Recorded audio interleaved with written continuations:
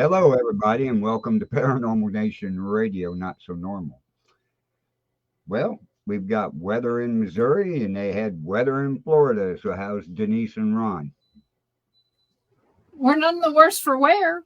Got some tree branches down, a little bit of water in the yard. Still, nothing major here. I know that east of us, it was much worse. We're about an hour and a half from Panama City and Panama City Beach. So they got hit with a tornado early this morning. Mariana got hit pretty hard. And that's one of the places we've been talking about going to. That whole town's on the historic register. So hopefully none of the historic buildings got torn up. And everyone we've talked to said the whole town is haunted. And they didn't even, and the people we talked to, then they never even talked to each other. And so Nigel, yes, we did have a wonderful Christmas and a New Year. Hey, Nigel. Yes, we all did. We had a very nice Christmas. And did you guys see on the news about that hotel down there in Fort Worth? I saw something about that. A gas line blew up in it.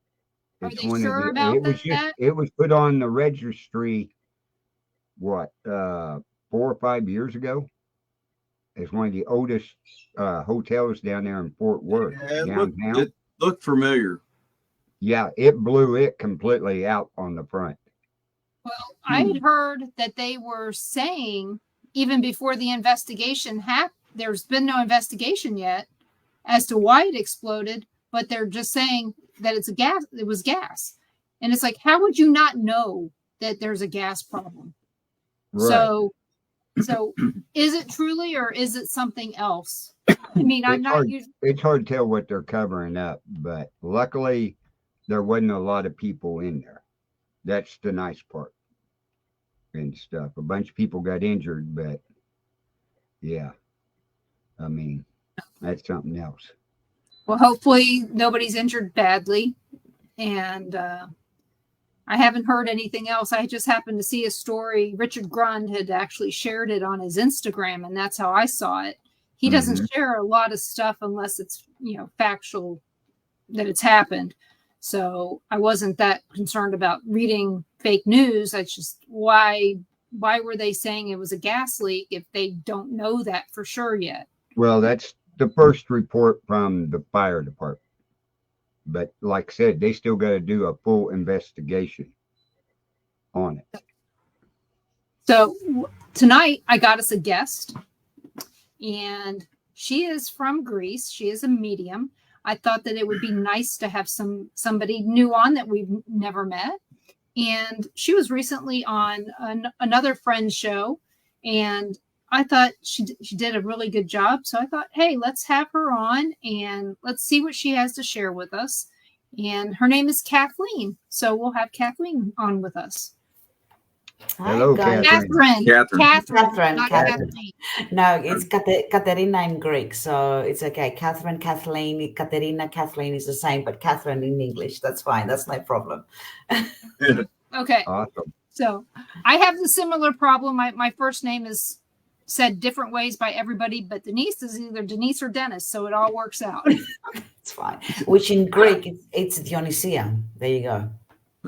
Okay. Which is after the god Dionysos, the Greek god of wine. There you go.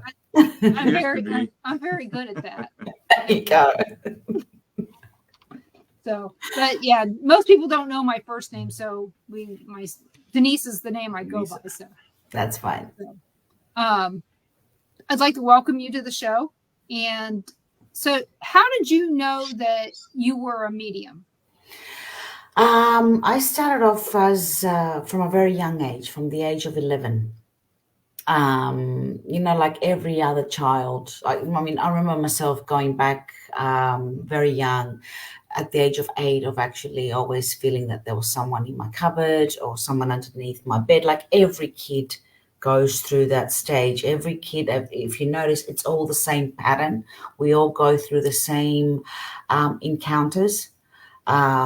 So And then at the age of 11, I always felt that someone was always following me. I would hear my name being called out. I would look back, but there was no one there, and things would happen after sunset, because that's where the portal opens between sunset and sunrise.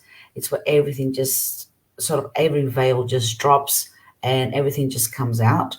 So and then I came across I was 11. Yeah, I was 11 when I came across my first exorcism. We went to a Greek monastery here in Greece with my mum and my auntie, and I still remember it to a T till today. The way the lady was lying on the floor, the way her body twisted, the way, because they do exorcisms here in Greece. You don't have to go through the Vatican with the Greek Orthodox, you know what I mean? So if someone's in trouble, they don't have to wait 2 years, for a priest to come and do an exorcism. So every Wednesdays they do it at the monastery. So I came across that, and I felt what that lady was feeling at that point. So back in the 1980s, you don't know what an empath and a sensitive is. Later on, I found out what an empath and a sensitive is, and the impact was really strong. And I was getting affected by energies and by people. So one of the priests that was there and was a friend of my auntie's as well, he was highly educated, before he became a priest, he was a highly educated man. So he told my mum and my auntie, your child and your niece is very gifted, and gave them a phone number of a place where they conducted seminars on psychic people, like to enhance their abilities. And at the age of 11 in Greece, I did my first seminars on how to develop our psychic gifts that we are all born with. We're all born with the psychic gifts. So there I learned how to do psychokinesis, and how to do remote viewing, psychometry, self-hypnosis, mind over matter. So those all were my first lessons, and from the age of 11 I was working on it. I learned how to do astral traveling, all that. So yeah, from the age of 11, and then I did more seminars in my life, and I'm still doing, and I'm still learning. That's different than here in the US, because it's more we're not talking about that. Yes. At all. I mean, there are some people who are providing classes for that stuff, but is the classes you went to, were they accredited, or who led them? In the 1980s, they were not accredited. They didn't give certificates like they give right now, like left, right, and center, and on the internet. Everybody has a certificate, right? No, this person that led these people that led these classes, they belong to the psychic industry of Tanagra, which if you go up online and look him up, he had the first psychic schools in Greece and performed different experiments with France and Germany and Russia. And they closed, the Orthodox Church closed the institute down. So because they've got blinkers on here as well. Don't think they don't have blinkers in Greece as well, guys. They do have blinkers here, even with their children. They always say, "Oh, don't listen, don't listen to this stuff. Don't do this stuff. This is demonic. This is this," and it's like, your child has got psychic abilities. They're abilities that they are born with. Why are you scaring your child like that? So I've got my girls out there talking about it. Like I've got my 11-year-old and my 12-year-old and my 14-year-old. They go out and they make videos and speak to people and parents on how to help their children with their psychic abilities. Wow. Yeah, and I had a lot of Greek mums because my girls go to Greek that go to school here. So a lot of Greek moms that have me on Facebook, they're like, oh, we saw you on Facebook and we saw your daughters and you were talking about these things and are they, aren't you scared? I'm like, no, these are gifts that your children, have you ever sat down to listen to your kids and their gifts? Or do you just disregard them? And which they do. They do the same thing here, Denise, don't worry. Well, the thing is, your children are much more in tune with that than, and do people know you and know that you do this, so they're more open to you sharing your children like this? People know me here in Greece because I've been on national Greek television as a paranormal investigator. And they've seen me in all Greek channels in Australia, in the UK, in the US, and here as well. So they know who I am. I'm as a paranormal investigator and as a psychic medium here in Greece. Oh, so that's kind of like me here. They know, everybody knows. Exactly. But what they don't know is, so far I haven't been very busy since we've moved. So, but not with it. No, not with the paranormal. But it's just busy all the time. Yeah. When did you realize your daughters had abilities? My youngest, all my kids, I've got 5 kids. So all my children have got abilities. And my oldest, he sees dreams that come true, prophetic dreams. He's 28. My middle child, he's 26. It's really funny because all his girlfriends and have always come up to me and say, do you know that he speaks in his sleep? And I'm like, yeah. And they're like, he speaks in different tongues that we don't understand. I said, yes, I do. And they're like, that scares us. I said, why don't you record them? Why don't you record him? But yeah, so my middle one, he speaks in different tongues when he sleeps. My youngest one, he's 22. He's a psychic medium too. He sees things. He gets touched. He gets pulled. He gets tugged, and he's scared of his gifts. But I've told him that's who you are. Embrace them. And it's okay to be scared, I understand. But he's more standoffish. He doesn't like his gifts very much. So I let him be. He's 22. At one point, he might embrace them. He might never embrace them. And that's fine. I'm not going to push him to do that. They're there. He's got them. He can use them anytime he wants and to help others, to help himself. Now, with my youngest, Hippolyte, she's 14. She's an empath and a sensitive. So her gifts came into full potential last year and the year before. But from a very young age, she would see things. She would talk to, how all kids talk to the mirror or talk to the wall. And now she's at the point where she actually will walk past somebody and she'll start yawning, and she'll be like, Mom, why am I yawning? Or she will go to a place and she'll start yawning or getting goosebumps.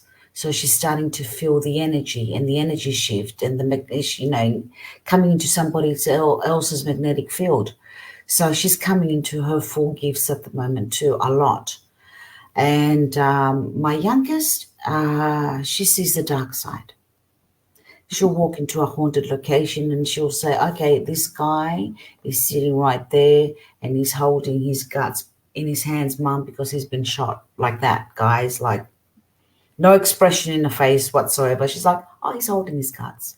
This guy, his head is twisted and there's blood trickling out of his mouth. And I'm like, okay, like, wow. And then she'll grab a pen and paper and she'll start drawing the spirit that's in the house. So when you say the dark side, she's basically seeing how they died, or she's just seeing what we consider to be evil. Yeah, she sees it. Yeah, she sees evil. Okay, she sees the darkness. Yeah, she sees the darkness. She sees the evil. If in a place, she'll see the good, but she'll see the dark too. She'll see the evil. Like if, she has drawings. If I can go in her room and grab her drawings, she's got drawings of places. Like I've got a friend of mine, a very good friend of mine, Candy Slater. We're like sisters. So every time she goes on an investigation, she'll send us a photo of the place, right? So we do remote viewing with the photo. She'll send it to us each individually, one to me, one to each of the girls, right? The same photo, and we don't talk about it between us. So each one of us will tell her what we feel, what we see. Me as a psychic transmedium, my other one is an empath sensitive, and my youngest should grab her pen and paper and start drawing and just write a small paragraph. So she's seen places and she's drawn like,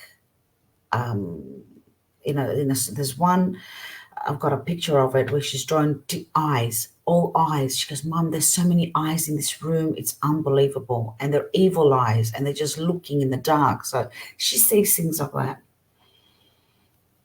Do your daughters like doing that? Oh, they love it. Guys, they love it. They're like, Mom, when are we going to the next investigation? Wow. So, yeah, they love it. They do.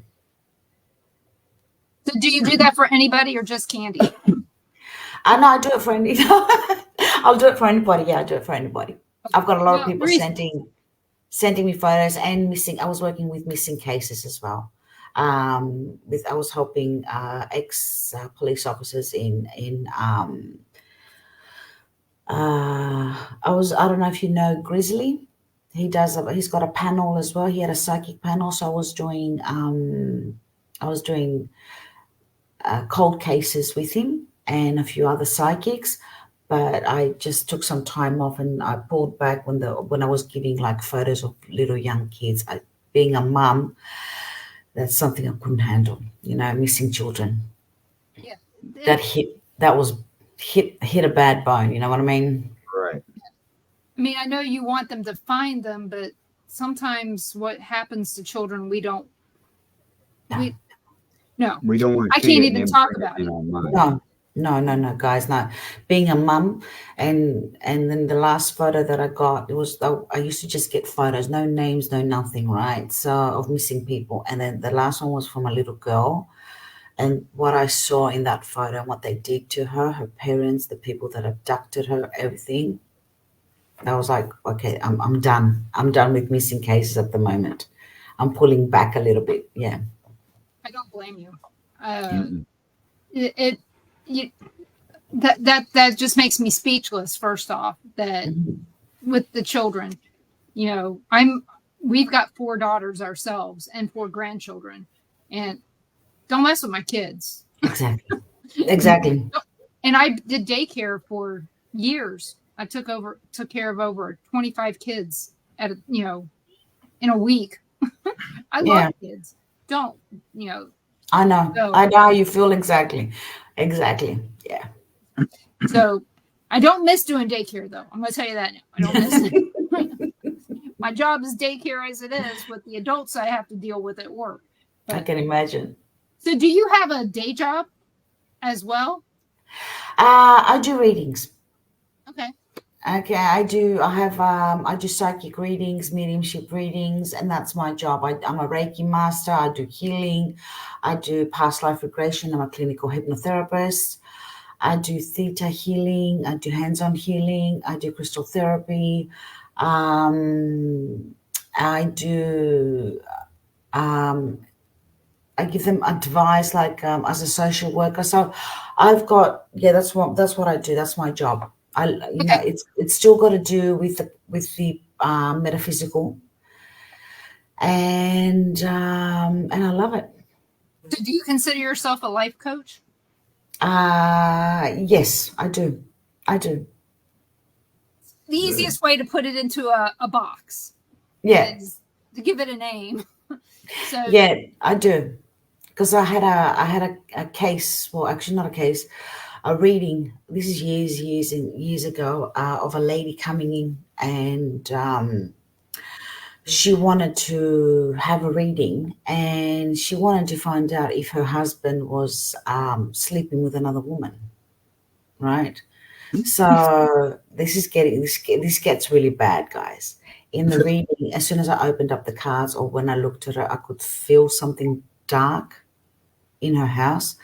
And I said, you come here to ask me about your husband when your husband is raping your daughters and you know about it.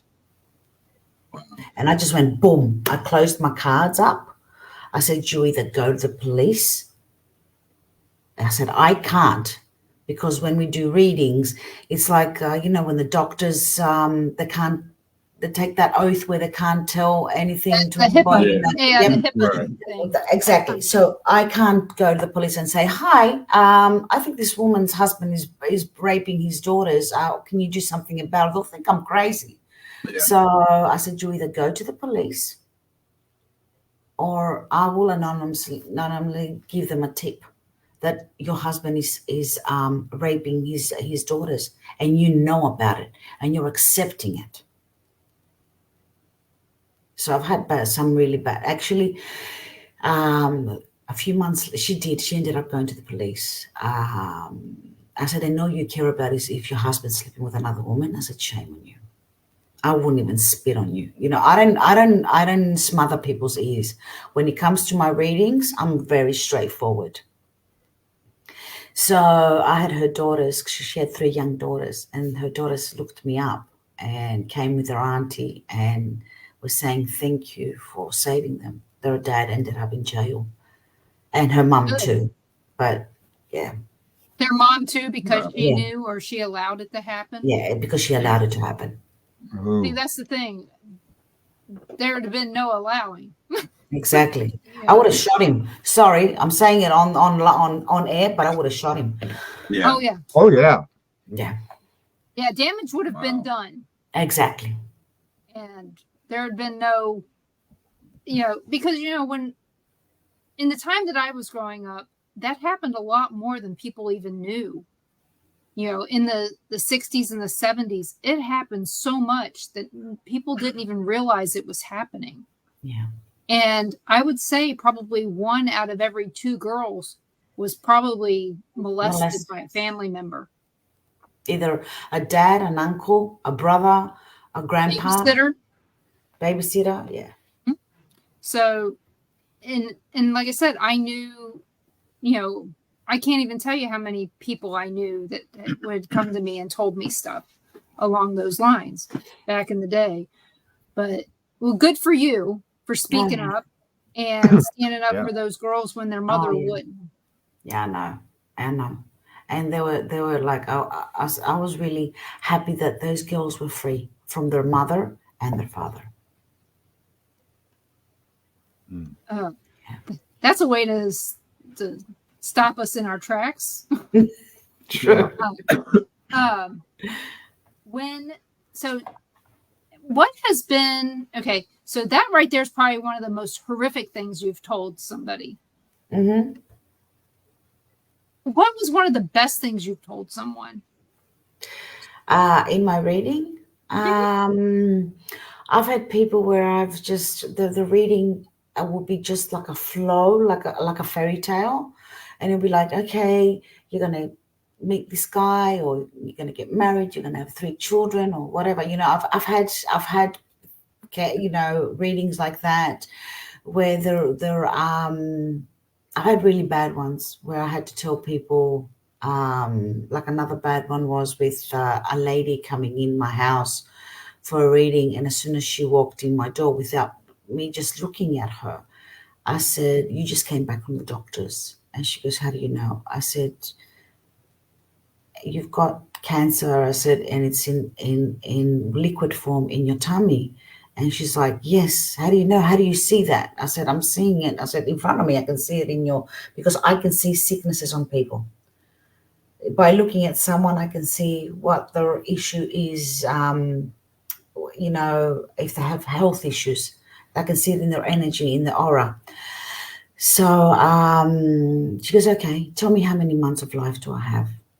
And I was shocked. I said, I can't tell you that. I knew how many months she had left. She goes, please, Catherine. She goes, tell me so I can fix my business. I've got 2 young boys. I need to fix my life. I need to put my kids into order. I couldn't tell her, guys. I couldn't find it in my soul to tell that mother that she'll be dying in 3 months. And then her sister, she came with her sister. So her sister grabbed me afterwards and I said, yeah, she goes, please tell me. I said, she'll die on the 3rd day of the 3rd month on the 3rd hour. And she died on the 3rd of the March at 3 o'clock in the afternoon. And her sister came back and told me all that. So I've had some bad things that I've seen and some really good things where people where their life is like a fairy tale up until now. So what is the difference? So what types of readings do you do? I do with tarots. I do with oracles, with oracle cards, tarot cards. I mean, what happens? My readings, I'll open up a card, right? One card, and then it's like a whole story will just jump in front of me, and it'll be like flowing, like saying, like giving them like a fairy tale, like reading out a little story from a storybook. That's how it jumps in front of me like a story. So yeah. And so what's the difference between oracle cards and tarot cards? Oracle cards have got a little meaning under there. They write a few things, like a little meaning underneath. When you pull up a card, there's a little meaning under there, like a message.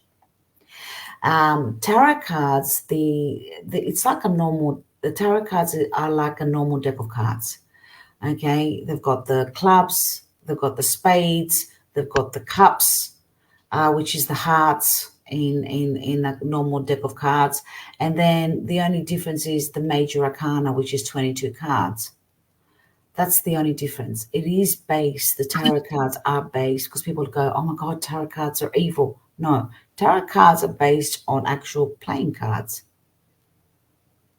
And the gypsies in the olden times, when they want to tell you your fortune, they would grab a normal deck of cards. And that's where I learned how to do not from a gypsy, but from my dad. I learned how to read. I learned how to read cards from a normal deck of cards. I was 15 and he would read. I caught him one day reading a normal deck of cards. And I said, Dad, what are you doing? He goes, I'm reading the cards. I said, how do you know? He goes, it's a long story. So, Yeah. And I said, teach me. He goes, and he looks at me like that. And it's like, listen, daughter. And I'm like, okay, he's taking his serious face on. He goes, I'll teach you once. I'll show you once. And if you've got the gift, you'll know what I'm talking about. So he did. He showed me once. And boom, I learned the cards off by heart. But you inherited your gifts then from your parents? Yeah. Yes. Both parents or grandparents? Both. Yep, and grandparents. Oh, wow. Yeah, we always thought it was inherited. It is. It is. Mum used to see dreams, different prophetic dreams. And Dad had seen a lot of spirits that he never spoke to about, because he had actually seen the devil. He had said that he had seen the devil twice knocking on the door, and he wouldn't let him in. That's a good idea. Yeah, I wouldn't. And the first time he actually said, like, it was really, we talked about we used to talk about it in the family, not back in the 1980s. You didn't talk about that out loud, so we would talk about it. And the funny thing is, when Dad would talk about that, it was with, when he talked about it with adult friends, his friends that he could trust, and I would eavesdrop to what he was saying, And then when I grew older, he told me, he goes, I've had my encounter with the devil. He goes, once, twice actually, he knocked on my door, and he came out really beautiful. He looked beautiful. And I knew, he goes to me straight away, it was the devil. And I closed the door in his face. So, and said to him, you're not welcome in my house. So, And then I found out from my mum's side, my granddad, he was the sheriff of the village in Greece, here in a village that my mum was from. And he used to go down to the swamps and speak to the fairies in fairy tongue. So then I found out a couple of years ago from my auntie, my mum's younger sister, that we come from a bloodline of fairies, like from my granddad's side. So, Oh. so okay, now this is going to sound strange. So are fairies these little bitty things, or are they just real size people that? We call them nymphs. Okay. The nymphs from the and they the nymphs from the water nymphs. And actually we've got them here in Greece as like these beautiful women. They show themselves as beautiful women. And and they all have a handkerchief of different colors, and they all dance at night time around the swamps and between them. And apparently my grandfather's great granddad, no, not his dad, his granddad, stole the handkerchief of one of the fairies, of one of the nymphs. So she had to follow him home. And they had children. She kept on begging him to give her handkerchief back. And he wouldn't. Because she was so beautiful, he wouldn't let her go. So he hid the handkerchief away. And because it was a magical handkerchief, right? That was her way of leaving, of floating, of going into her dimension from where she was from. So, or to meet her sisters. So she stopped talking to him. So she had 2 children with him. One of those children was my grandfather's great grandfather, like not his dad, his great grandfather. So apparently she kept on begging her husband, please give me the handkerchief, please free me, please, please, please. That's all she said all day. And then her son told her exactly where he had hidden the handkerchief. So she found it and left. She took off. And ever come back? she used to come back in the morning to look after her children, cook for them, clean the house. And then at night time, when her husband would come back, she would leave the house and go off with her sisters into her land, into her fairyland, into her own dimension. And in the morning, she'll come back. She wouldn't meet him again because she was too scared that he will steal her handkerchief and be with her and hold her captive again. And apparently, there's a lot of stories. We're finding out that there's a lot of stories like that here in Greece, where there's been captivation of nymphs like that. And held hostage. So what kind of? Okay, how many kids did they have? They had 2 kids. Me or the fairy. Did one of those kids have any of the fairy venom? Yeah, apparently we have bloodline of fairies. We have the bloodline of fairies. Like my granddad used to speak in fairy tongue. He had learned how to speak the fairy tongue, the nymph tongue, like their tongue, their language, which he never taught any of his grandchildren or his children. So that died away with him. This opens up a lot of thought, especially into DNA and actual science. Yeah. How is there a blood type that goes back and says, hey, this is the fairy bloodline, or is it just a family knowledge? That I have never looked up into. I know that half of my side of my mum's side, they had O negative, and the other half had A positive. So, I'm A positive. Yeah, I'm A positive as well. Negative. So O negative. O negative. You're O positive. Positive? You sure? Yes. because I never had to get any shots when I had kids. Right. So yeah, my mum was O negative, and I think one of her other sisters was O negative, and the rest were A positive. And my granddad was O negative. So see, there's a difference between the bloodline. So there's also a theory that a lot of the people with O negative blood are, well, negative blood, period, are from outer space.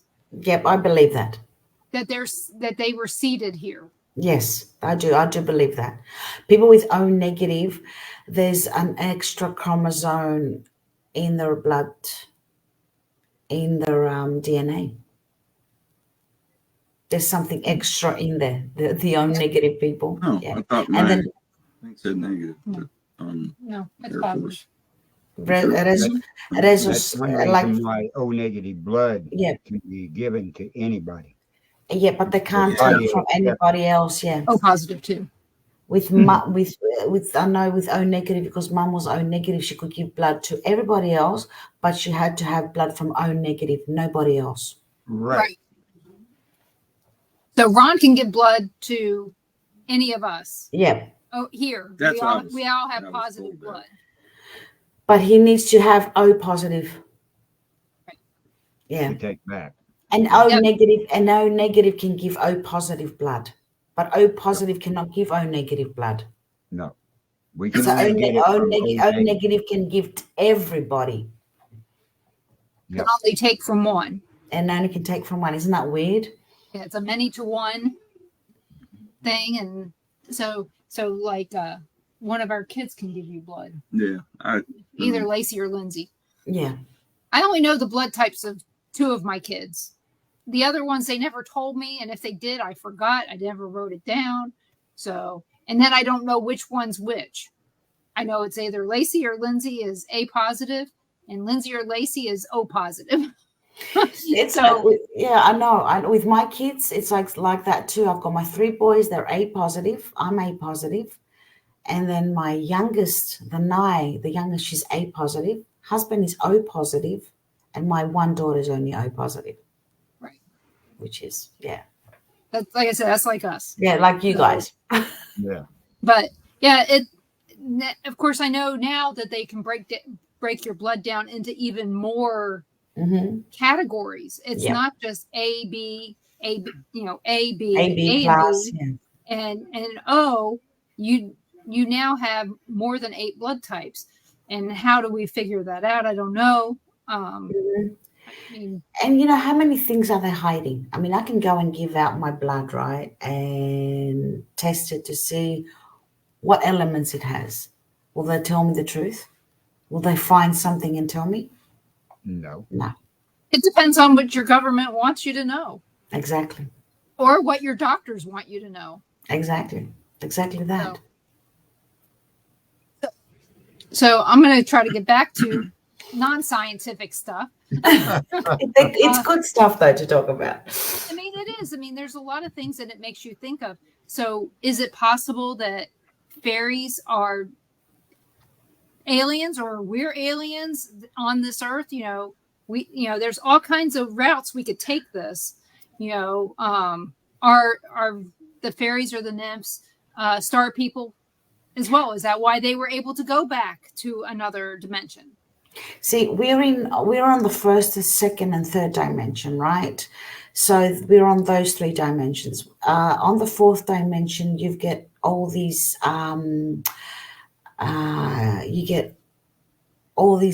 elementals. That's what they are. Elementals, fairies, nymphs. All the elementals live there. On your 5th dimension, you get all your entities that are non-human, like demons, angels, and then so on. And then you go up to your 7th dimension, 8th and 9th dimension, which is the hierarchy, the archangels, etc., and other entities as well. So yeah, I do believe that the so-called fallen angels were they actual fallen angels, or were they actually fallen, or were they sent down here to observe?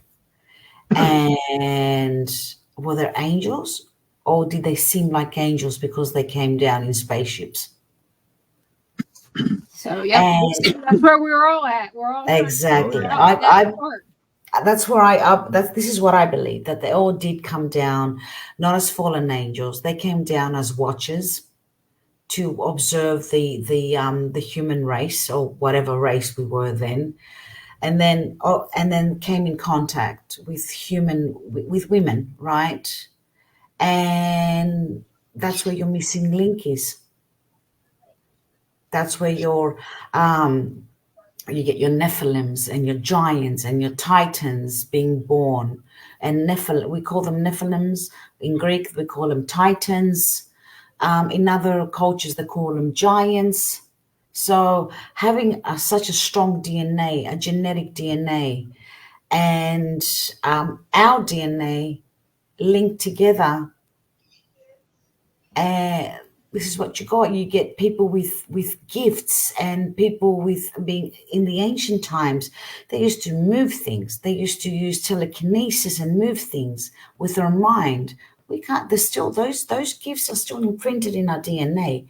Everything that we've been taught and everything that we've encountered is still imprinted in our DNA. We've just forgotten how to use them, or they actually made us forget how to use them. Yeah. They're still there. Yeah, I know why we were told to basically, if you're any different than the person next to you, hold it back. Don't let anybody know. Exactly. Right. And it's sad that, that we all went through things like that. It is. It's true. We've suppressed everything. Like, for instance, why do like in the olden days, ancient days, the fairies, the nymphs, all those elementals, they used to live amongst us. We used to interact with them. Why don't we do it? Why don't we interact with them anymore? They're there, but we just can't see them anymore. They don't want to interact with us anymore. Why? Because as humans, we used the elemental magic as a weapon against other humans. The Atlanteans, the first people that ever used the actual fairies and the fairy magic and the elemental magic as a weapon were the Atlanteans against other races. Use them as weapons. So we are the ones that actually have harmed the human race. The humans have, and we're still doing it. As humans, we're still harming the human race. Mm-hmm. Every day. Every day. So, the banshee. let us ask the question out. So in case somebody's not watching and they're listening. Okay. Virgil asks, my family is from Ireland, Kat. Any thoughts about the banshee? The screaming, the wailing ladies, isn't that right? About the banshee, if I remember correct.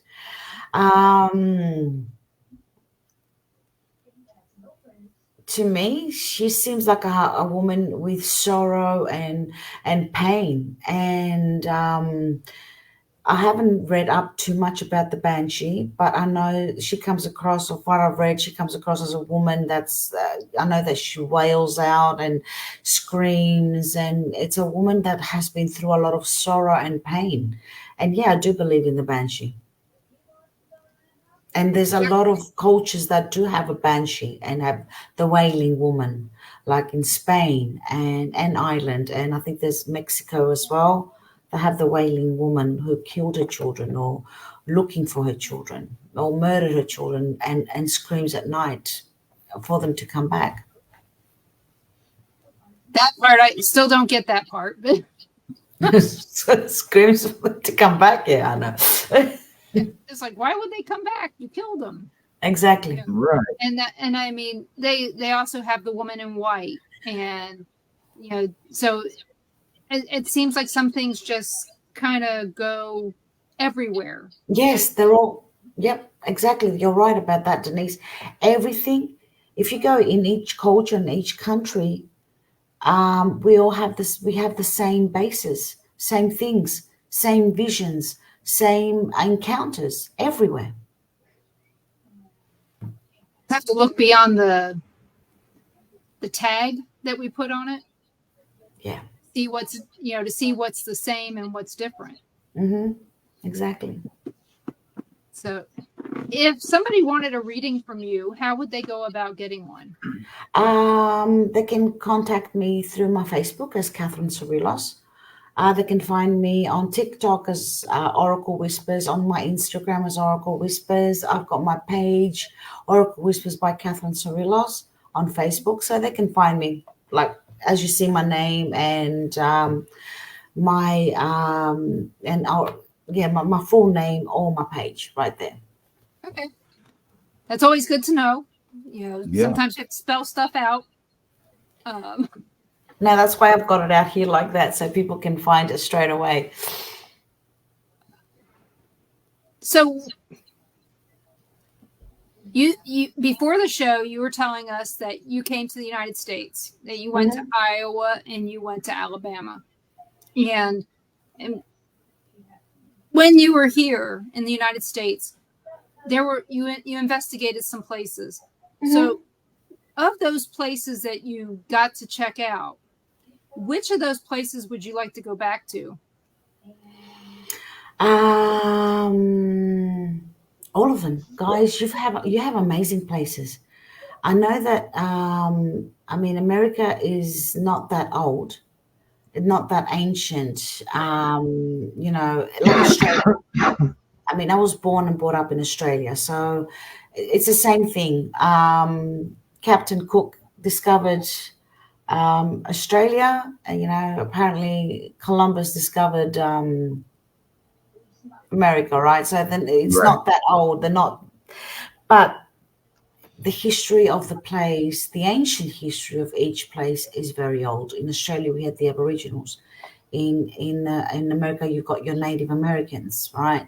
So you've got a lot of places that have got a lot of history in it, a lot of ancient history, a lot of battles, a lot of oppression, and a lot of hauntings as well. So I don't know. I don't think I've got a favorite place. I would like to visit every state in America and go to every haunted location. I remember with Brandon. I don't know if you were on the show when I went to a battlefield in Indiana, and between the Native Americans and the the natives and the Americans, and I could see them sitting on the battlefield waiting for the English to go to bed. I just saw a little girl coming from the background, and I'm thinking, is that my daughter? But my daughters are sleeping. No, don't worry about it. That's my grandson. That's Ruby. He's coming in to get his stuff. Yeah, he's getting his game. Yeah, because I saw the door opening. I'm like, is that my door? And I'm like, no, that's their door. So yeah, So, Ruby's he spends all of his time during the day. Most of the time, he's in here with us. Sweet. He's cute. Yeah. He's very. We love cute. every minute of having them here, so that we get to Spend enjoy time. having our grandkids around. Yeah, it is good. It is good to have them around. They Do you do have say any grandchildren yet? not yet. I'm still waiting. My oldest, he's trying with his girlfriend to have a baby. So they do say that your children's children are twice your children. That's what we say in Greek. So hopefully soon. Well, everybody kept asking me, do you want to be a grandparent? It's like, yeah. I said, I can't do nothing about it. I have to wait. It's not up to me when I become a grandparent. That was up to my kids to make those decisions. That's what I say too. But the thing is a lot of people don't get that. Yeah. They think that we have some say in it. It's like, no, I don't have any say in it. No, it's when they decide to have kids, or they might never decide to have any kids. So that's And I have two that are like that don't want to have kids, and I have two that want to have more. in April, we're praying for Micah, and hopefully they don't find out he has an appendicitis or something like that. Right. So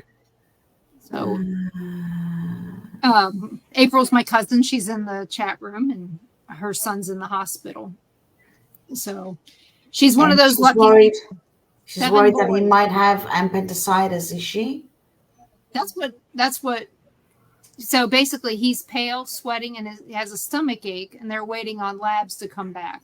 And hopefully, like I said, hopefully it's not an appendicitis, because he's, pale and sweating means that quite possibly he's got a fever. I'm 50-50, actually. And depends, if he's hurting in the middle of his belly button, and ask her if he's got, because I'm feeling that I'm 50-50, because if he's hurting in the middle of his belly button and his right leg is numb and hurting. April, hopefully you've heard that her phone is dying, so hopefully she'll be able to respond. And and I don't remember if Micah's the one with the bag. Yeah, is Micah the one that's got the feeding tube? Yeah. Okay. I don't know. She's got 7 boys. I can't remember which one. Out of 7 boys, it's hard to keep track of them. Yeah. Oh, wow. And I'm family, and I can't keep track. I expect everybody else to. I know how you feel exactly.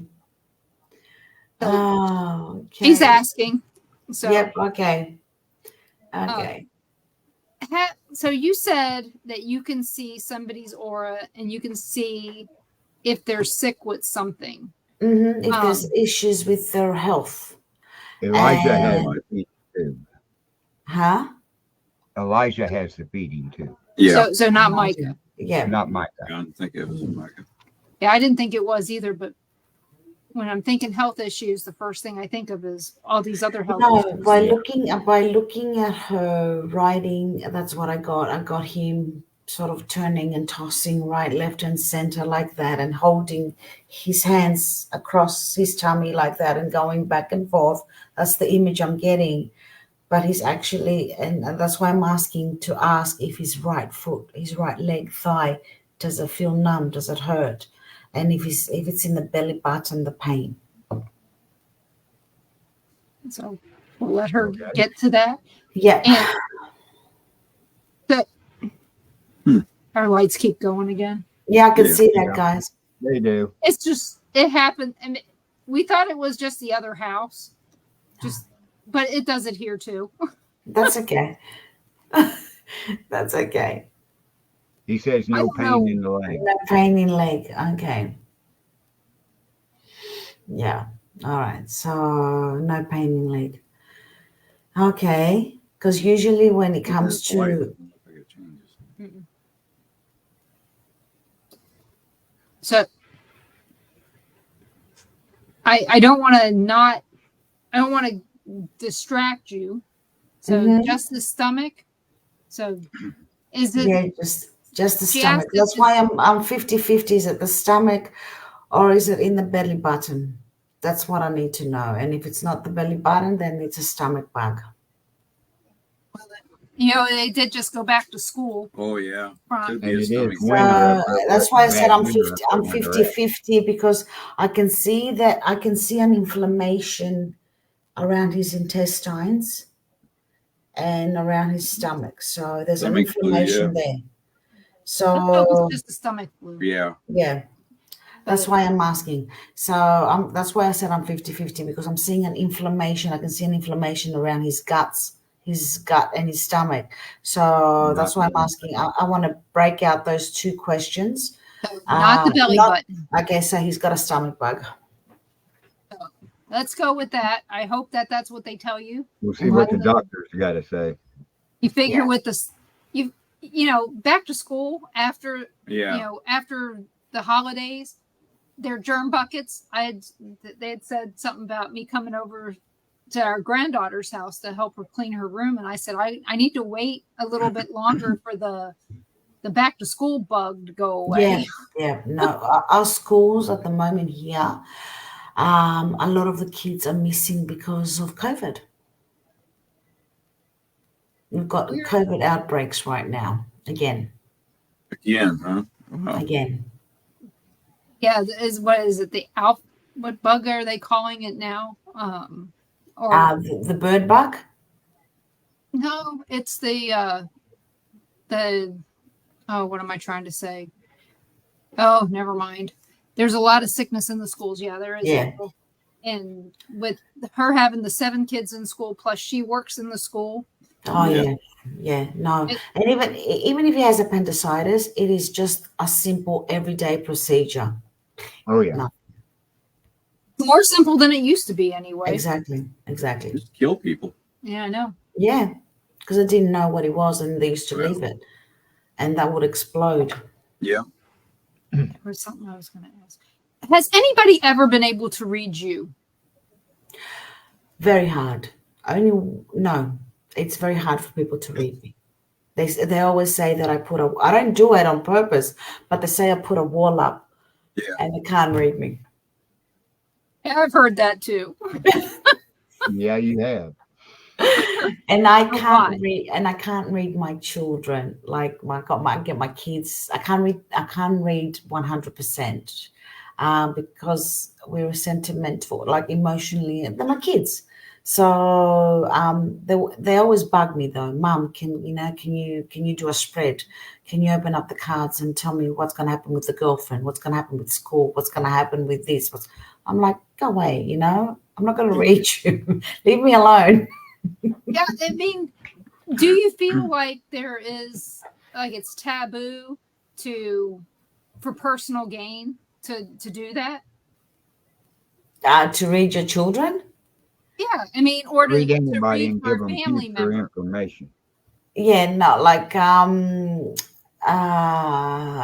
hang on, to read anybody or to read your children? No, just your children, because like you said, you're emotionally involved with them. Yeah, You're there with them every day, and you know stuff just because you know it. exactly.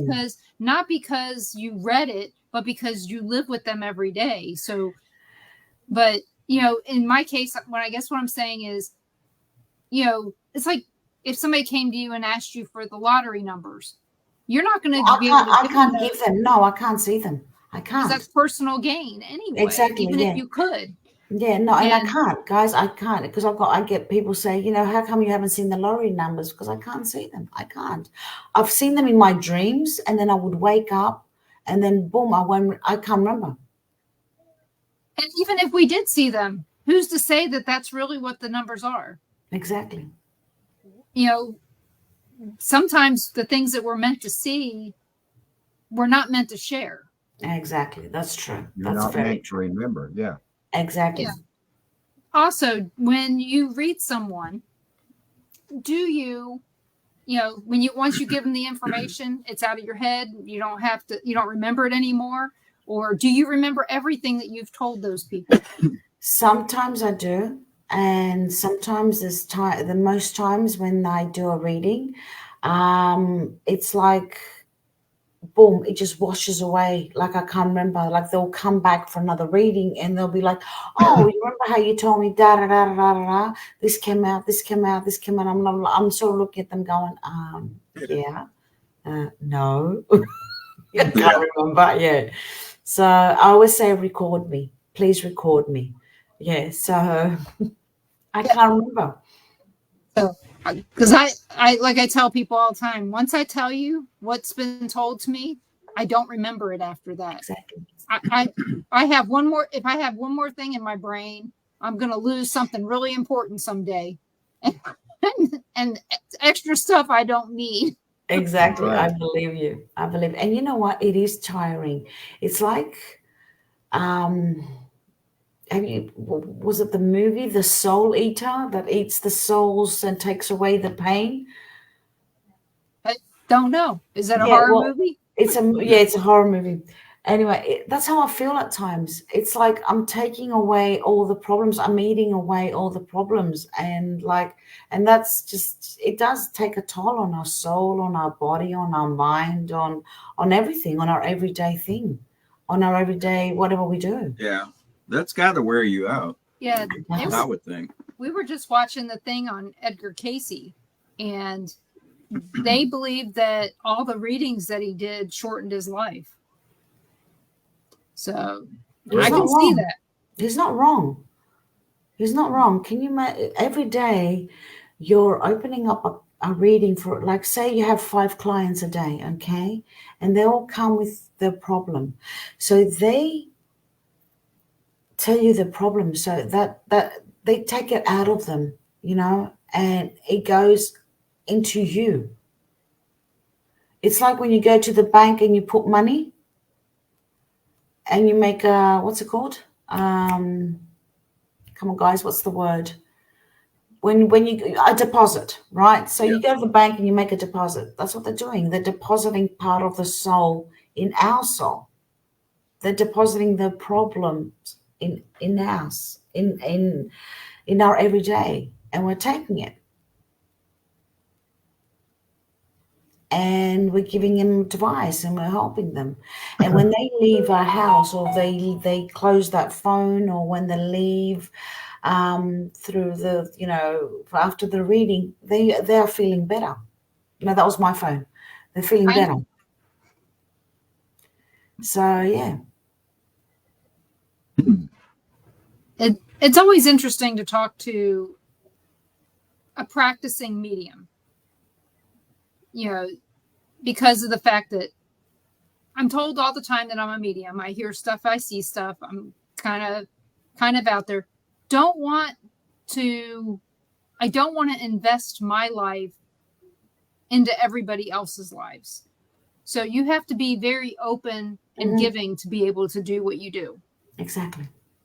I have, the 4 kids and the 4 grandkids and him, they take up every ounce of my energy. I don't need to be taking on everybody else's problems. Because I know that when people come to you, it's because that's what they have. They have a problem. They don't usually come to you because everything's great. Exactly. Right. That's Hey, true. Hi, baby. Hey, there's Clover. Hi, gorgeous. Hi, Clover. Hi. Say hi. You say hi. Hi, Clover. Hi, beautiful. Okay, Daddy wants you now. Daddy coming getting her. That's how her looks. She's so sweet. She is. She's Jump on the bed. on the bed. Yeah. Oh wow. So yeah, that's you know what? There were times when I started doing readings from the age of 22, and I'm 52 next month. Night, Like Virgil. real Yeah, Virgil. good night. Now I've been doing it for what? 22, 32, 42, 52, 30 years, right? I've been doing, like, professionally doing readings. I'm not talking about the readings when I was doing as a kid, 15 years old with friends, but professionally doing them from 22. Yeah, it does take a toll on you. And there were times where their problems became my problems. And I would bring my clients' problems in my house, and I thought, okay, stop. Enough. Like, I would cry and I would be upset because of what they were going through. And my husband used to say, no, enough.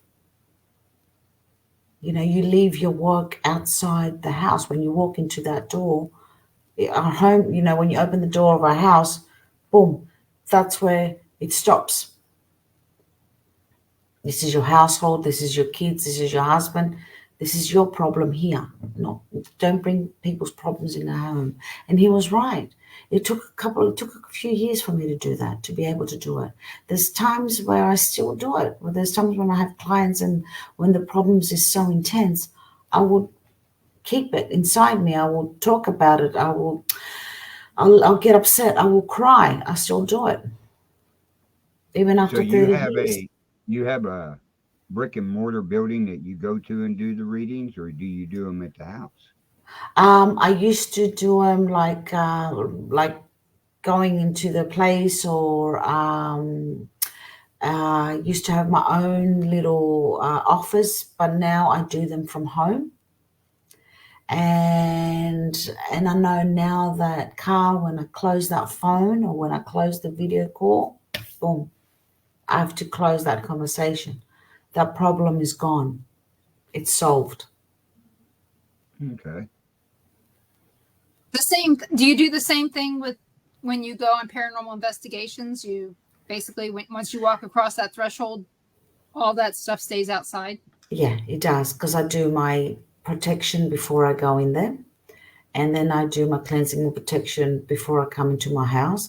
And as soon as I get into the house, the clothes that I was wearing at the paranormal investigation, they go into the Wash. they're going to the wash. Sorry, I'm thinking half Greek, half English here. Don't worry about it. And then I'll take a shower. Yeah, and then I'll take a shower with some Epsom salt. And what I do is I put some camphor essential oil into my shampoo. And because what camphor essential oil does is whatever cord, etheric cord, or any any etheric cord that might have connected with you from any spirit from the place that you have investigated and has connected with your magnetic field, that cuts it off. It cuts any cord off. Camphor oil, essential oil, cuts all cords and does a little like a golden aura around you and protects you. So what I do, I get some Epsom salt. If I'm not going to fill up the bath, I'm going to just grab some Epsom salt, put them in a small glass, put it all over my body, and then do a few drops of camphor oil, and that's it. And I'll cleanse myself. And clean out your sinuses at the same time. And my sinuses at the same time, yeah, because I've got sinus problems. I know that here in the United States, they have this thing called camphophenique. Mm-hmm. And that has camphor oil in it. And most people didn't know, back in the day, nobody knew what the essential oils were. They just knew that cod liver oil existed and this and this. And so this is one of those things. And I know that Susan, who's listening, is huge into the essential oils. Mm-hmm. She's got a lot, like when I complain about a migraine, I have people go, here, use this. Yeah. So I have peppermint oil for that.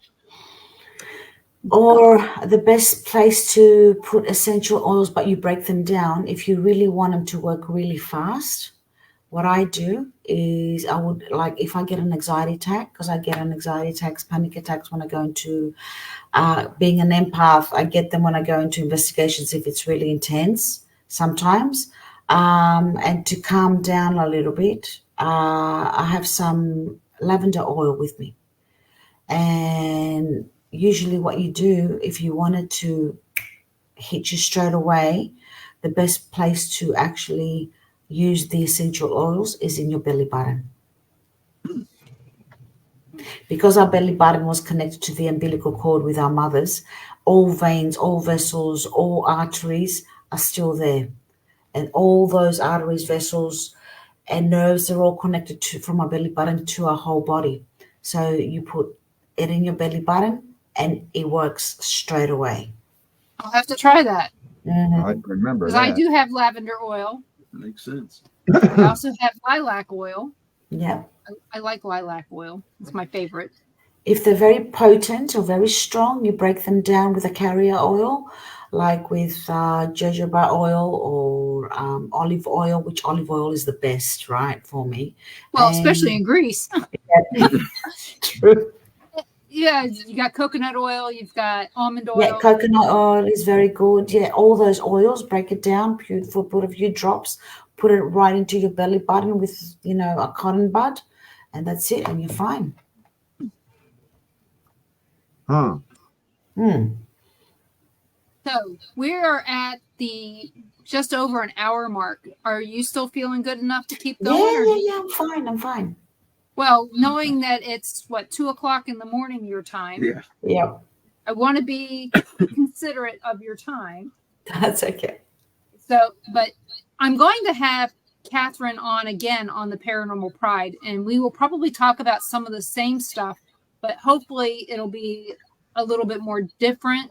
I'm going to have her on next month. So if you guys have questions for her that you didn't get in this time and you're listening to this in replay, make sure you get with me and I will get those questions asked and answered. Right.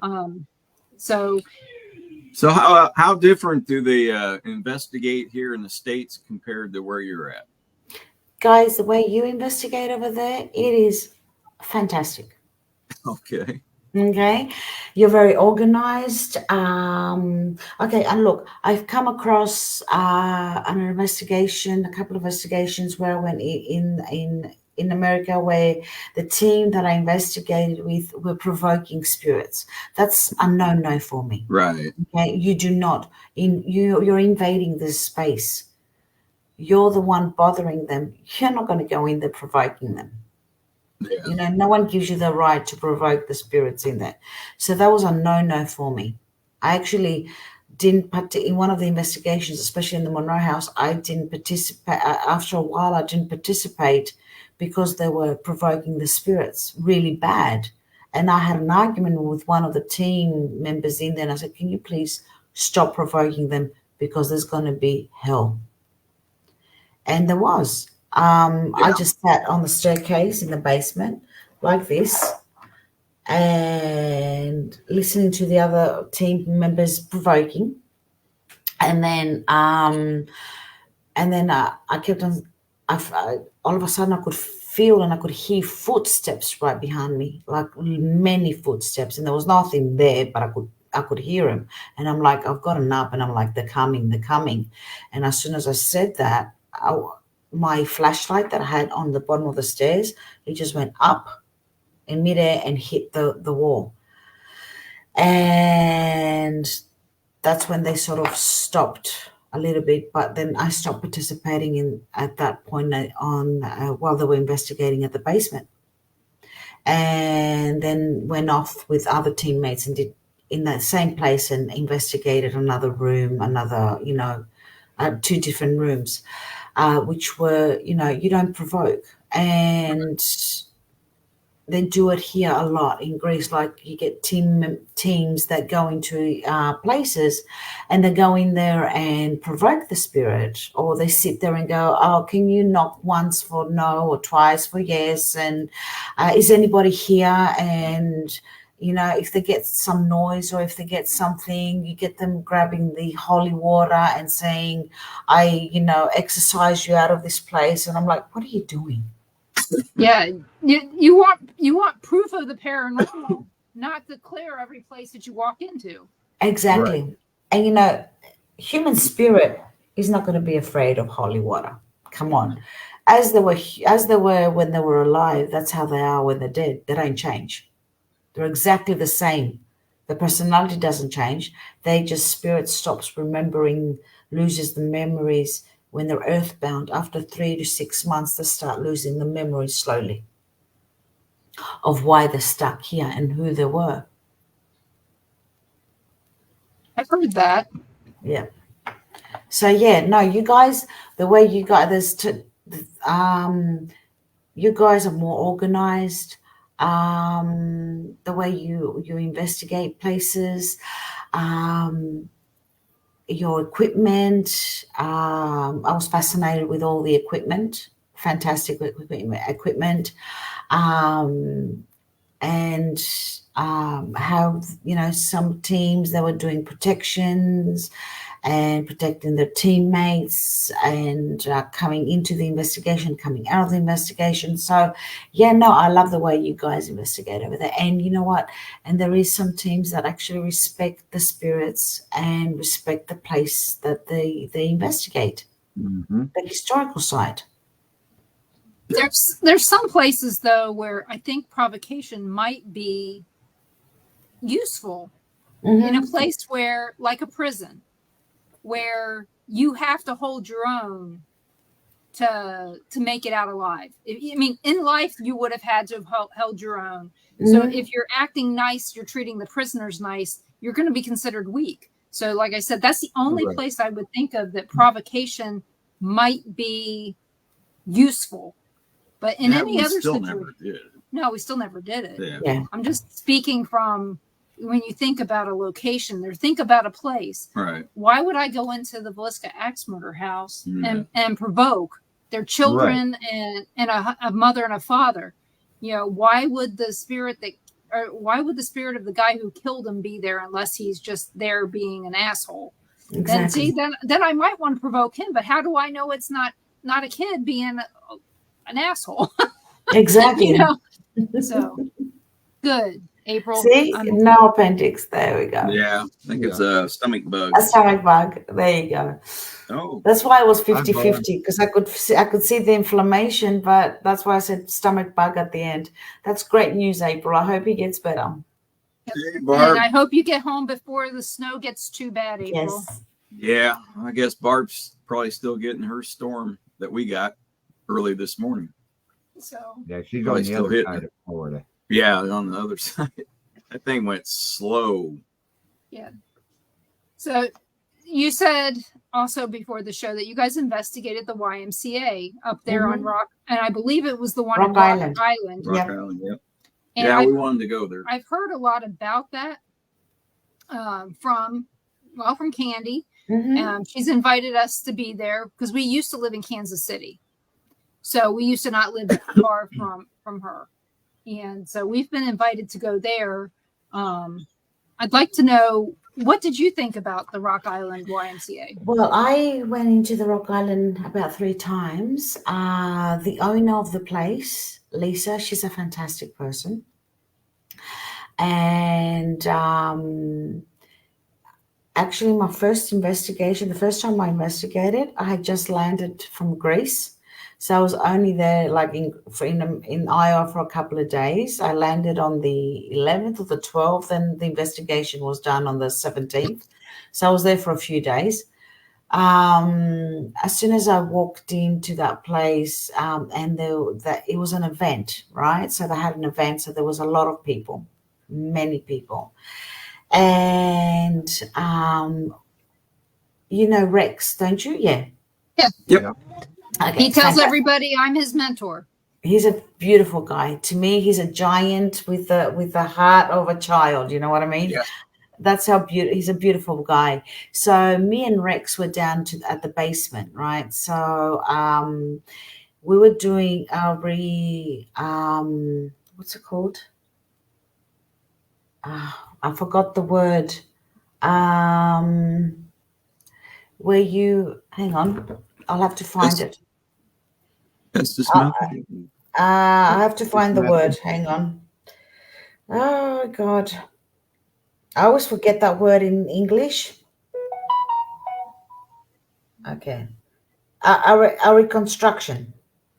Oh, Okay, so we're doing a reconstruction because when I walked into the basement, reenactment. I reenact them. That's the one. So yeah, I was trying to find the right word. So I reenact them. So what we did at the basement, as soon as I walked in, I felt that there was one of the prostitutes there. They used to tie her up in the basement. She was really skinny. Someone had knocked her up. She had lost her baby in there. Men would go down there and rape her, and she was always dirty. They would feed her only like a piece of bread, some water, and she was really skinny. And I could see her in the basement, and they would tie her up like this or have her in a straitjacket. So we grabbed one of the guests and we did a reenactment on that. And I was sitting down on a rock. I was sitting down, and we tied up the girl in handcuffs. I think it was handcuffs or straitjacket. I think no, handcuffs. So, and Rex was filming it, and so I was channeling the spirit of that woman. And actually, the spirit went into that person, and she metamorphosized. She took on the features of the dead person. She started becoming the woman that was actually in the basement, the actual spirit. You could see her features change completely, and that's on video. That was on video. We had that. Rex had actually videotaped that, and to the point where I had just closed my eyes and I was communicating with the lady, the spirit, not with the actual girl that took part of it, but the actual spirit. And then all of a sudden, I could feel that she was going weak, and she goes to me, "Something's trickling. Something hot is trickling down my legs. I think it's blood." And she goes, I'm feeling sick. I'm going to faint. And then I said, "Guys, take her off now. I think she's going through the process of losing the baby, just like the lady that was in the cell in the basement." So we took her down. We did some Reiki on her, and I said straight away, I said, "Who's doing the Reiki tonight?"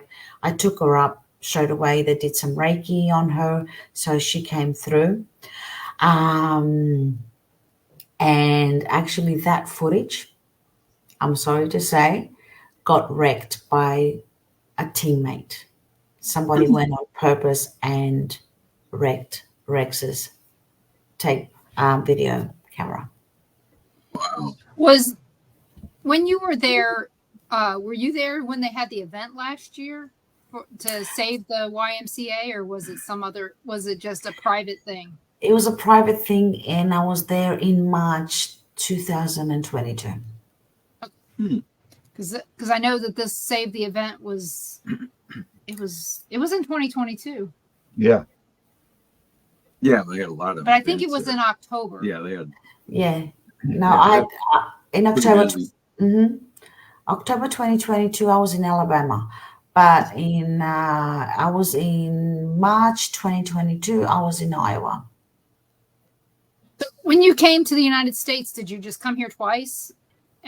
Basically, come once, hang out in Iowa, go home, come back and hang out in Alabama, or come into the States for 6 months? I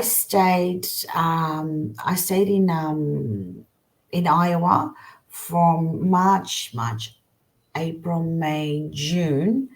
And then June, I left from Iowa and I went down to end of June, I left from Iowa and I went down to Alabama, July, August, September, October. Yeah.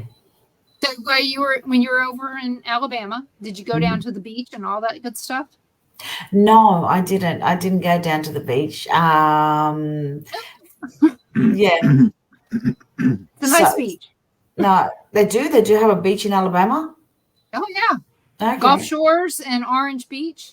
No, It's no, it's an hour from here. no, I didn't go down to the beach because we were in between like swamps, and we were living in the rural side of Alabama. So, but it was nice. I visited all around Alabama and Tennessee, and so it was nice. I like the There's South. a lot of places in Tennessee to visit. Yeah, I like the South. Like I would visit the South again. So would I. So would I. And you guys are you in Tampa Springs? Where are you? No, we are near Alabama. Okay. I mean, we're Pensacola. yeah. They're in the Florida. panhandle. Yeah, they kind of tease us. Everybody teases us and says we live in South Alabama. Okay, fair enough. Yeah, Barb's in South Georgia. Yeah. So, but yeah, no, I heard in Florida, in Tampa Springs, there's a lot of Greeks down there. Oh yeah. Yeah. Greek There restaurants. Yeah, Oh yeah. Yeah. they're everywhere. Yeah, there. Yes. His family's over near Tampa. Mm-hmm. Yeah. So, and my family's all over the place, so we can't even go there. Sweet. No, but I would love to visit the South again. Yeah, I would love to. And then you said that you're getting ready to get a snowstorm where you're at too. Yes, apparently there's one coming from Ukraine, so it's already snowing around the mountains of Athens, and the snowstorm is hitting. So Wednesday, Thursday up to Saturday, we're going to get snowed in. Ooh. So Do you get a lot of snow? Where you're at? In Athens, not really. But we do get around Athens, around the mountains, and up on the north side of Athens. Oh, no, sorry, the north side of Greece. I'm going to ask you some. They might sound strange. You're in Greece, so do people there still? Are there still people there that believe in the Greek gods? Yeah, we got people that believe in the Greek gods. The majority are Greek Orthodox, Eastern Orthodox. But there is we're getting them, coming out slowly and talking about the 12 gods and going back to believing upon the 12 gods and the pantheon and all that. Yeah. Is the Pantheon? Is it haunted? Pantheon. I wouldn't say it's haunted, the actual Pantheon, but underneath the Pantheon, there's a place called Theseo. It's where it's the old agora, the old place where they all used to meet, the philosophers, and where they used to go. It's like the marketplace, and there's tunnels under there, and you can actually there's places where you walk and you can feel like a vortex, or you're levitating. You can feel the energy. You can feel energies all over the place of walking into the ancient agora. Plus this year we're doing a tour with Grant Wilson.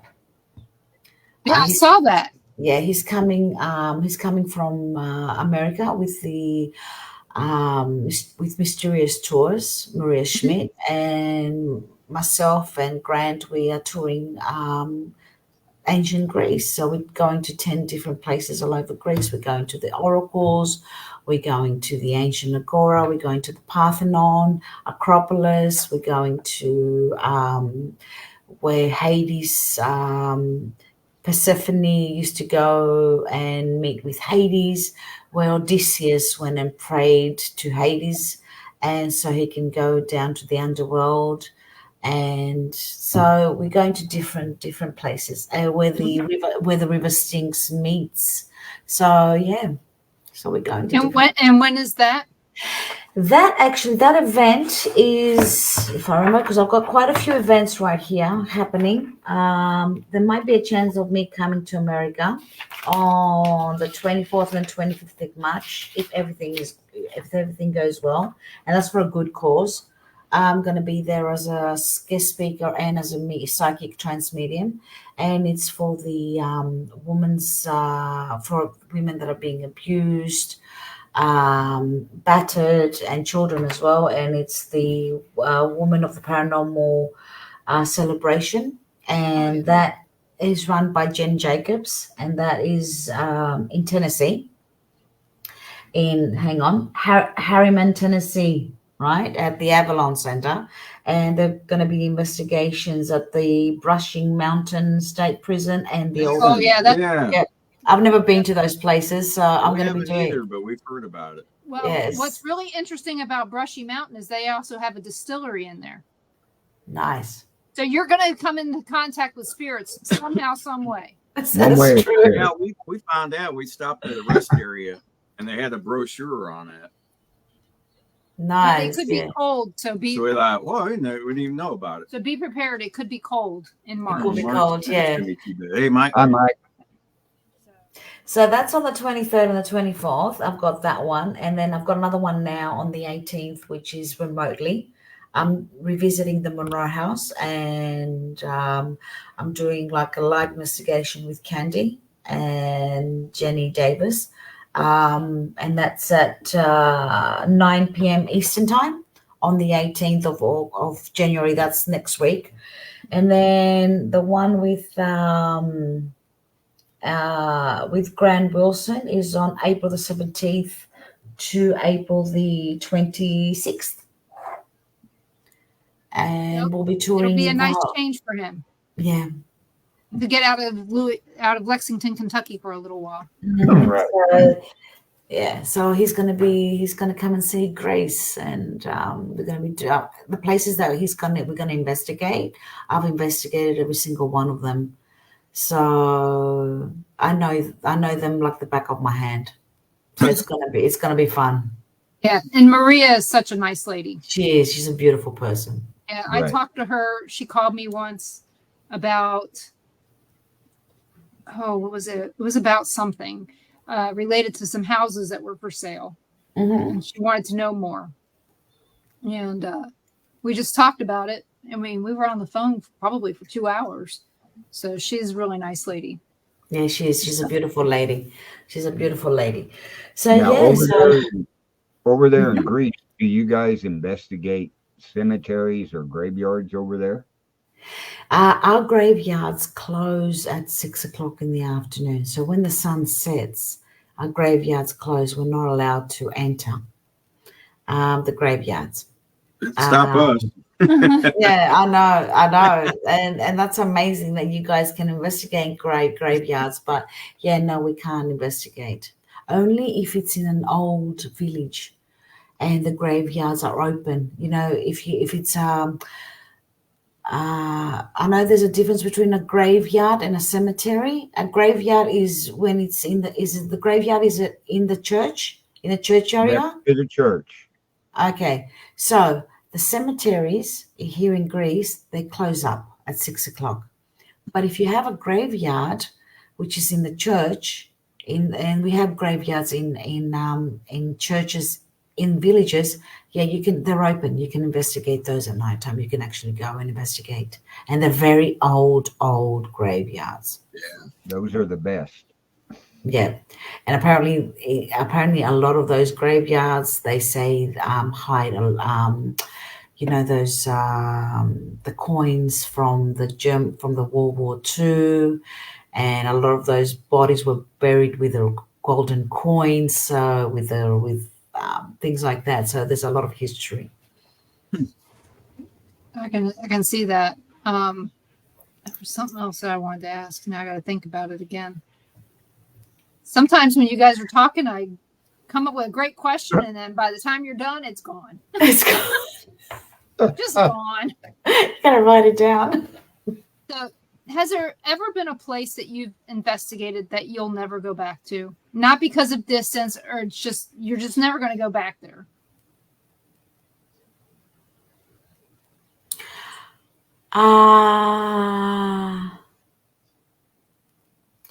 Hang on. See, if I go and investigate a place, I might go once or twice, or just once, and I'm done. You know, I got the information I wanted. I saw it. That's it. I don't need to go back there. But if it happens like with the YMCA, I've gone a couple of times.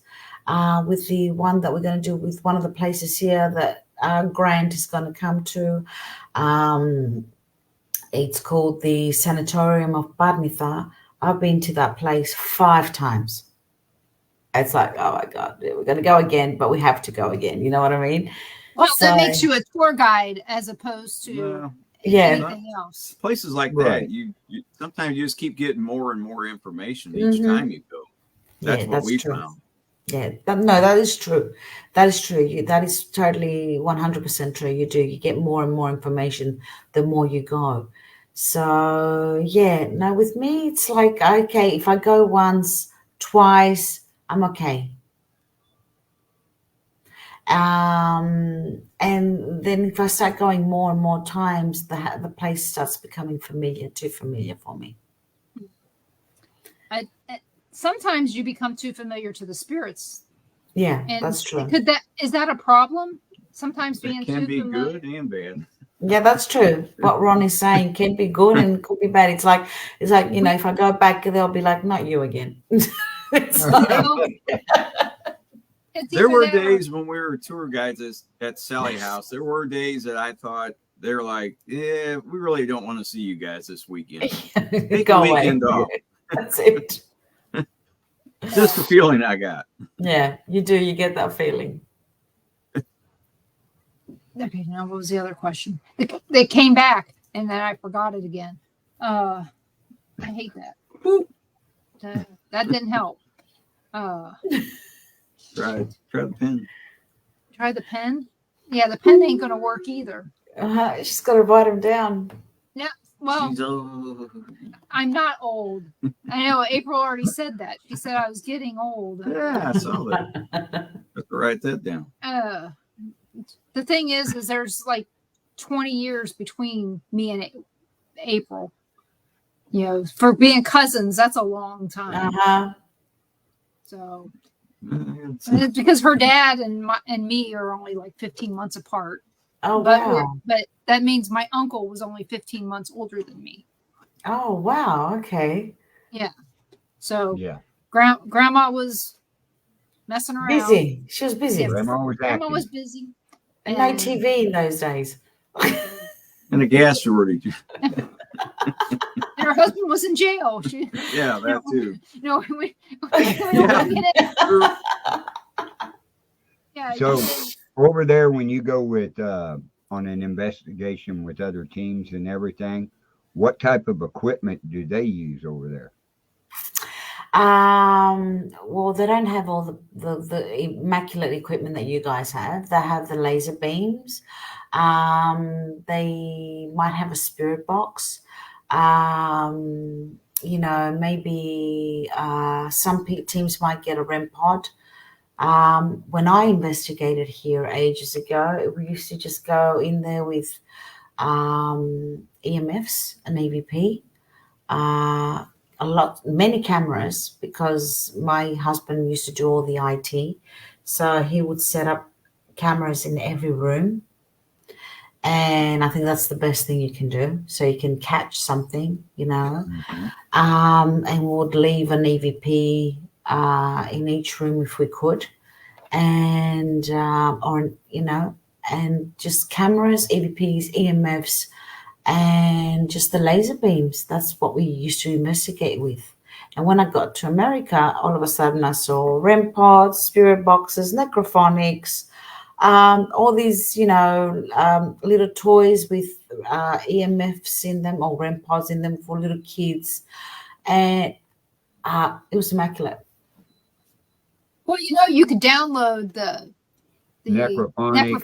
Yeah. I've got that on my phone. Yeah. Echo box. Yeah. Yeah. Some of those pieces of equipment I really like. Some I don't. Yeah. Some are crap, and they can't always prove anything. That's the part that always gets me is what are we proving? Exactly. Especially if we can't do it in a scientific manner to where it can be repeated. The same results can be repeated. But Right. Yeah, well, So- if you can sort of like sit there and think about, you know, using telepathy with if the ghost can read your thoughts, right? You know, you say, what color am I thinking? Can you show me on the REM pod? What color am I thinking? And then if you're thinking green, and all of a sudden it goes, without telling anybody, you're thinking green, and then it goes to green. Okay, just say the first time it's a fluke, right? And then, you know, you repeat it again and again. And actually, you're getting 5 out of 5. So That's a then, good idea. then you've got a scientific experiment happening there. We've asked, well, when we were doing investigations at Sally House, where tour guides, Carl came in there and we would ask questions, you know, like you had people, you know, other people coming in there as guests. We didn't know who they were. They just paid to come in the house, and we said, tell us somebody's name here, and it would give us a name. And the person would come up and say, yeah, that's my name. We didn't know who they were. No, that's true. Especially the guy down in the basement that was from Africa. Yeah. When the girl said, it'll never say his name. It's about this long. Yeah, and he did. Yeah. And then it said it won't say his last name. And as soon as she said that, it came out of the echo box.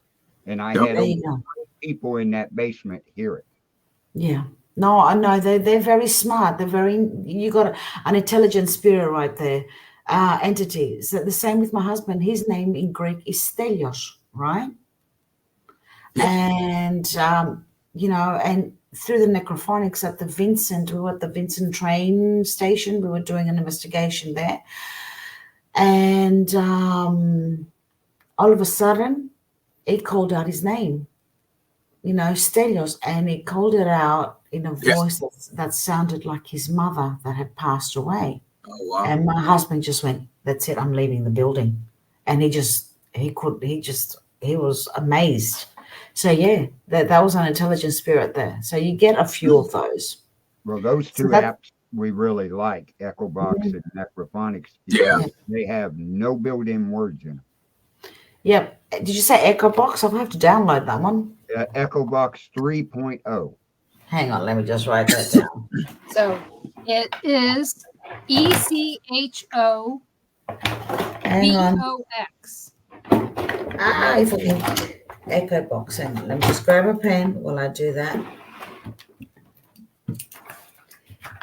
ECHO BOX. VOX. 3. Okay. 3. Okay.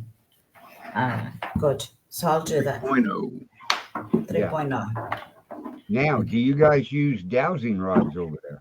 Yeah, I do. I've got my own dowsing rods. So I use dowsing rods. And what have I done? Hang on. All these cables. Give me a second. Sorry.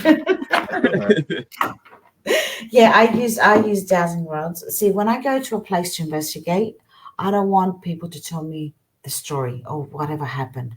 We don't either. Or good. Thank I you. don't want to. Yeah, I don't want to know nothing. I don't know if there were Yep. killings. Tell me I don't later. know. Exactly. Let me just walk in there, get a feel of the place, write down what I'm feeling, or record what I'm feeling, or talk about it on camera, but don't tell me anything at all. And I usually go in there with my I will use my dowsing rods afterwards. But I usually go in there as I am and, get hit with the information straight away. So, yeah, with my dowsing rods, I use them a lot when I had a lot of people here in Greece. A lot of people here in Greece look for the gold coins from World War II, and they look for the gold coins from the Ottoman Empire that we were under for 480 years. And there's a lot of those coins buried all over Greece. So I had a lot of people,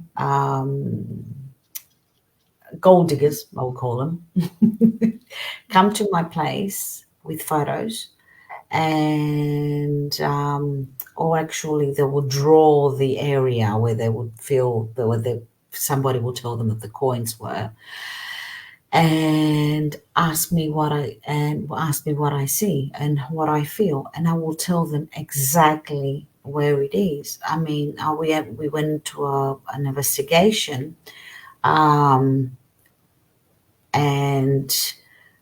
this lady, the house was haunted here in Greece. Her house was haunted, but she didn't want us to actually look at the haunting. She wanted me to use my abilities to tell her where the gold was hidden. Oh, So I said to her, because her husband, someone had told him where the gold was hidden, and he went into the backyard to actually dig up the gold, and all of a sudden the whole backyard caved in, and there was this green smoke that came from there. He went all green and died. He went all copper. His veins went like green and copper. He died. He was like copper poisoning, right? right. And the whole backyard caved in. So she started bringing all these different teams, paranormal teams, and gold thing, guys who have those Treasure hunters. equipment. Yep, treasure hunters, and to come in. But the gold used to move everywhere, they wouldn't actually catch the spot. So she brought me in, and I stood on the spot and I said, "It's right here. It's 5 meters deep. Underneath there's tunnels, ancient tunnels, and there's ancient relics, ancient Greek. You can't touch those. I can see where your gold is, but it is being protected by a jinn." Jinn? Yeah. Hmm. The Ottoman Empire, the guy that had that house, and under the Turkish guy that owned that house when it was under the Ottoman Empire. He had actually put a curse on those because it was his coins, it was his treasures. Because it wasn't just coins. There were actual jewelry of I could see stones, diamonds, different rubies. I could see different things down there. And I said to her, they don't belong to you. They belong to him. She goes, but he's dead. I said, yeah, but they belong to his family. No, they don't belong to you. You can't touch them. And if you're going to have to, if you want this gold, you've got to bring a Hodja, a priest, not a Greek priest, because she brought a Greek priest. She said, you've got to bring a priest that's a Muslim priest to read from the Quran to get rid of the jinn. So you'll be able to take all that. But again, they are cursed. They do not belong to you. And she goes, you're right. She goes, because my husband died, and then every male in her family started dying, and she was worried that this curse, she only had one male left, and that was her son. So she was worried that her son will die. So she brought me in to be able to undo the curse and give her the gold, because that's all she cared about. Okay. Hmm. So did she get was the curse removed? No. And did she get the gold? No, because apparently she bought this this guy that had this machine that would go deep into the ground, and he said to her, he said, she's right about me. It is 5 meters deep, but it looks like it's moving around. There's ancient relics, ancient Greek statues under here that you can't touch. They don't belong to you. They belong to the archaeological department, Yeah. and you can't touch them. The archaeological department needs to come in to open up the backyard and take these. And she's like, no, because they'll take the gold and they'll take all the whatever's hidden down here.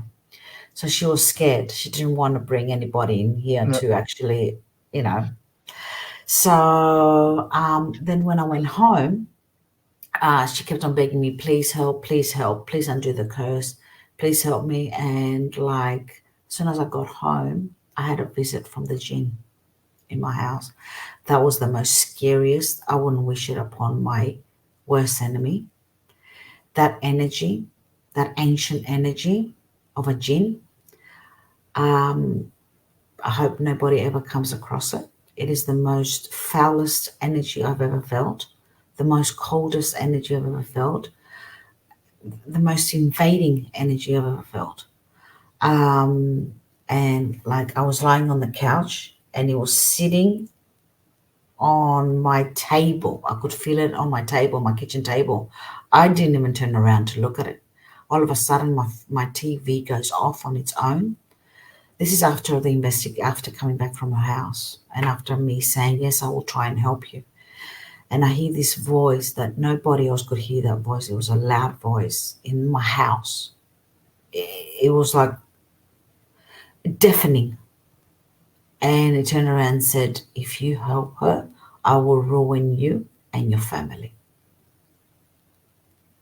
And they can do that. The jinns can do that. So I turned around. I phoned her the next day. I said, Miss Helen, I'm sorry, but I won't be able to help you. Find somebody else.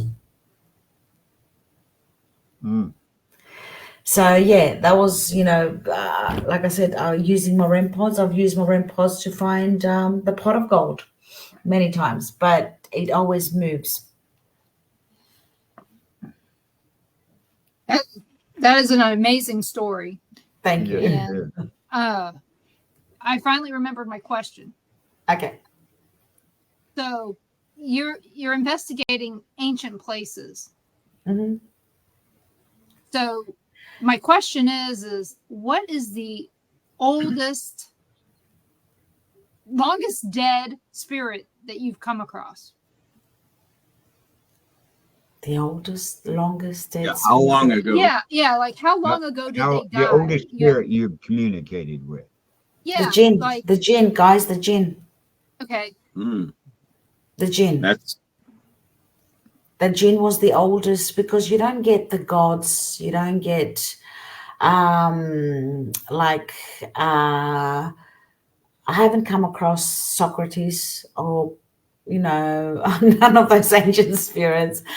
Like I said, because I wonder if there's like an expiration date for how far back we can talk with spirits. Yeah. Do they eventually just fade away? I think they fade away. I've got a feeling. That's my feeling that they do fade away after a while. And the oldest, really, guys, the oldest entity that I've ever come across in my life is the jinn. And how old would you say? Thousands of years old. That would be thousands of years old. Yeah. Okay.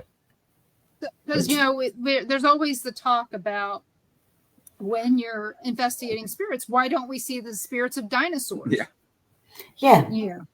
People say I see spirits of animals, cats, dogs, pets. But why not dinosaurs? Yeah.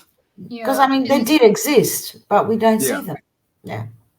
And is it because they didn't have a soul like what we're the soul is what we equate to the spirits? Is that the reason, or is it just because we don't really want to see them again? Probably because I know that I don't know, is it because the earth has changed so many times over all these millions of years that the residual energy that those animals before they became extinct, the residual energy has become extinct as well. So it could be something like that. Yeah. Or that their energy has just become something else. Yeah. Since they say that energy never goes away, it just changes form. It could have been absorbed. Oil. Sorry? Dinosaurs. Yeah. They turned into oil. They turned into oil. As I say, once we used them in our cars, that was it. And that's it. All their energy got absorbed. Well, we have got about 8 minutes left of the show. Is there anything you want to leave our listeners with? To me, guys, what can I say? Is like, keep on learning, keep on investigating. Always, always when you're investigating, make it feel like it's your first investigation. Any place you go to investigate, feel like it's your first ever investigation. Go with that excitement every time you investigate. And respect the place you're investigating and your teammates. Well, thank you so much for coming on tonight. My pleasure. I really appreciate it. You've made this show very interesting. We've had lots of questions. And please, everybody, keep an eye on the Paranormal Pride. I'm going to be having her on the Paranormal Pride beginning of the month. So February. Yep. Beginning of the month of February. So that way we'll be talking paranormal. We'll be talking all these other things that we didn't talk about tonight because I got a feeling we got a lot to talk about. And join me on the Paranormal Pride on Monday night at 7 p.m. Central when I have on my guest Jill Shelley. She is the owner of the Boyd House in Minnesota, and she just bought a new location that she wants to share with us. So that'll be interesting. And Carl, what do we have going on for the rest of the week on the shows? Okay. After this show, in an hour, we'll have Conservative View will be back on with Barbara and Phoenix. Tomorrow night, Verbal Hangover with Tammy Lee. Friday night, We the People will be back on. And Saturday night, Rage Nation. Sunday, No BS. And you seen where I had Chris on last night because you was off. And he lost electricity Sunday. So I decided, hey, it'd be a good time to bring him back on so they know he's back in on the Bill of Rights Network and stuff. So we got all that coming up. I'll let you know who our guest is next week in a couple days, and we'll go from there. So please join us here every Tuesday night at 5 p.m. Central, where Ron, Carl, and I grill the guest. That's right. And always check us out on Rumble on Born TV over there. We've had up to 15 people watching us on Rumble over there tonight. Nice. That's good. I'm Men in Black. Right. So everybody have a good evening, and we will see you next week here on Paranormal Nation Radio.